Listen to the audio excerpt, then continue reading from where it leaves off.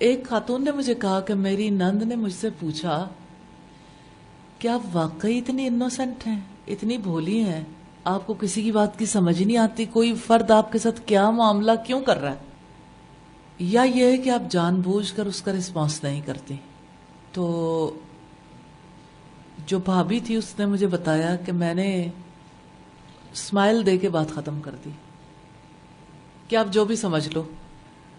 ایسا نہیں ہوتا کہ انسان کو سمجھ نہیں آ رہی ہوتی کہ اس کے ساتھ برا معاملہ کیا جا رہا ہے. میں ایک ایسی لڑکی کو جانتی ہوں جس کے سسرال والوں نے اسے قبول ہی نہیں کیا، نہ اس کو شکل و صورت سے قبول کیا، نہ اس کے اعمال سے قبول کیا، نہ اس کے گھرانے سے اسے قبول کیا. بس حادثاتی طور پر نکاح تو ہو گیا، اب قبولیت ذرا بھی نہیں تھی.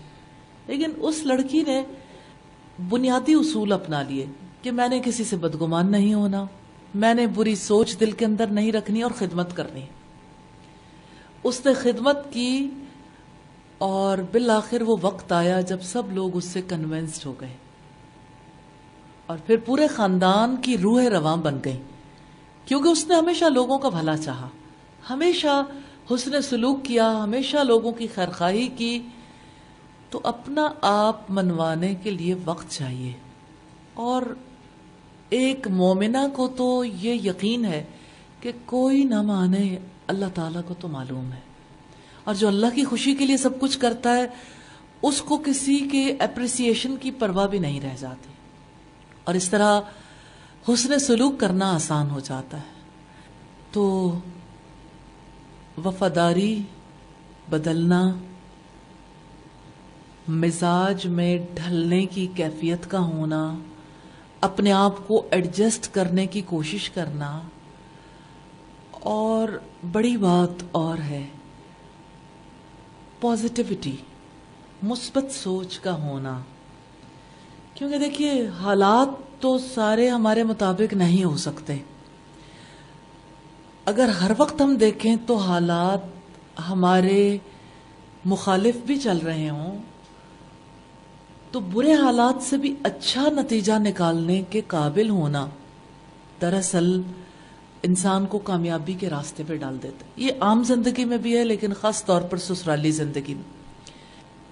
کیا ہمیں اپنے اسلاف کی زندگی سے مثالیں نہیں ملتی؟ خود محمد رسول اللہ صلی اللہ علیہ وسلم نے کتنی بڑی بات ارشاد فرمائی، وہی جو سسرالی بیماری ہے اس کو دور کرنے کے لیے، لیکن یہ زندگی کی بیماری بھی ہے. ایاکم والظن، کہ تم گمان کرنے سے بچو.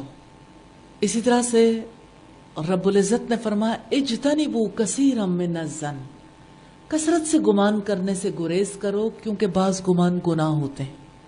تو یہ گناہ کیسے ہو جاتے ہیں؟ جب انسان غلط نتیجہ اخذ کرتا ہے. دیکھیں اگر کسی نے برا سوچا، برا کیا تو یہ اس کا معاملہ ہے. آپ ان حالات میں ایڈجسٹ ہونا چاہتے ہیں تو آپ پازیٹیولی ہی ایڈجسٹ ہو سکتے ہیں. کوئی برا گمان کر کے کبھی ایڈجسٹمنٹ کا خواب بھی نہیں دیکھا جا سکتا. امام جعفر صادق نے کہا اگر آپ کو کسی کے بارے میں بدگمانی ہو جائے تو آپ 70 بار اس کے بارے میں یہ سوچو کہ اس نے اس لحاظ سے اچھا کیا ہوگا، یہ اچھا ہوگا، اس میں یہ فائدہ ہوگا، یہ ہوگا، یہ ہوگا، یہ ہوگا. اگر 70 بار اپنے آپ کو لاجک دے لیتے ہو تو 71ویں بار کہو شاید مجھے سمجھ نہیں آئی، پھر بھی بدگمان ہونا جائز نہیں ہے. اب آپ اگر پریکٹیکل لائف میں دیکھیں تو ہمارے گھرانوں میں ایسا نہیں ہوتا.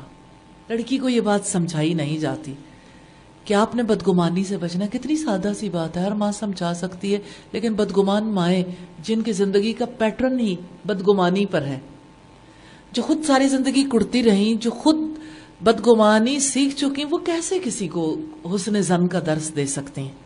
کتنی کم مائیں ہیں نا جو اپنی بیٹیوں کو اخلاقیات سکھاتی ہیں، حسن خلق سکھائیں. اب وہ مائیں نہیں رہ گئیں کیونکہ مائیں خود صاحب اخلاق نہیں ہیں، ماؤں کو خود اخلاق کی سمجھ نہیں ہے. اخلاق ہمارے یہاں مسکراہٹ تک محدود ہے کہ آپ کسی کو مسکرا کر ملتے ہو تو لوگ سمجھتے ہیں کہ اس کا اخلاق بہت اچھا ہے. اس میں کوئی شک نہیں، اسمائل کرنا بہت بڑی نیکی ہے، لیکن آپ جانتے ہو کہ نیکی کا تعلق نیت سے، نیت اس کو اچھا یا برا بناتی ہے.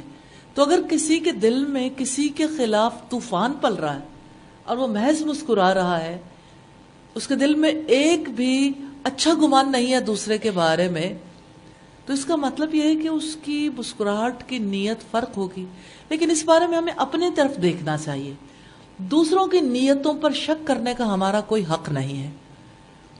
ہمیشہ نادان لوگ دوسروں کے بارے میں سوچتے ہیں کہ انہوں نے کیا سوچا، کیا کیا، کس لیے کیا، کیوں کیا. اور ہمیشہ دانش مند لوگ یہ سوچتے ہیں کہ کسی نے جو بھی کیا، جس نیت سے بھی کیا، اگر اس کا ظاہر درست ہے تو ٹھیک ہے، اور خاص طور پر تعلقات نبھانے کے لیے تو حسن ظن لازم ہے. کسی نے برا بھی کیا، آپ اچھا گمان رکھیں گے تو آپ کے لیے آگے جانے کا چانس ہے، آپ پازیٹیوٹی کے تحت آگے جا سکتے ہو. پھر آپ دیکھیے کہ نفع کتنا ہے نا، اندر کی آگ سے بچ گئے، آپ کے اندر الاؤ نہیں بھڑکے گا.